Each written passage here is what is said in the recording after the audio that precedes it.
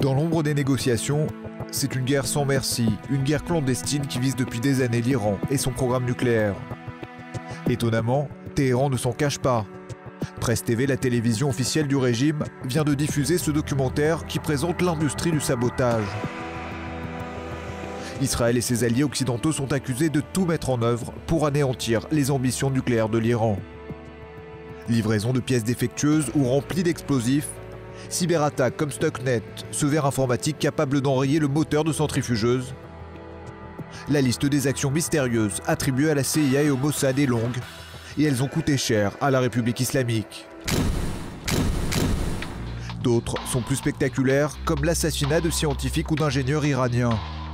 Depuis 2007, près d'une dizaine d'acteurs du programme nucléaire ont été méthodiquement éliminés. À bord de motos, des escadrons de la mort frappent en plein jour et au cœur de Téhéran. L'Iran encaisse les coups, mais maîtrise aussi à merveille la guerre psychologique. À plusieurs reprises, le régime annonce le démantèlement de cellules d'espions à la solde d'Israël. Avant d'être jugés et condamnés à la peine capitale, certains traîtres sont poussés à se confier devant la caméra. Ils racontent leur recrutement par le Mossad.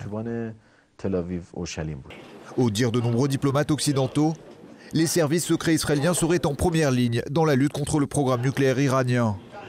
Les services secrets, mais aussi le renseignement militaire, à l'image de ce satellite espion OFEC lancé depuis la base de Palmachim et chargé de surveiller les sites nucléaires iraniens.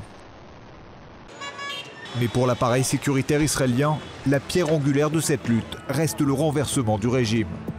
En 2009, les responsables iraniens accusèrent les Occidentaux d'avoir fomenté les émeutes post-électorales qui, durant 15 jours, secouèrent les plus grandes villes du pays.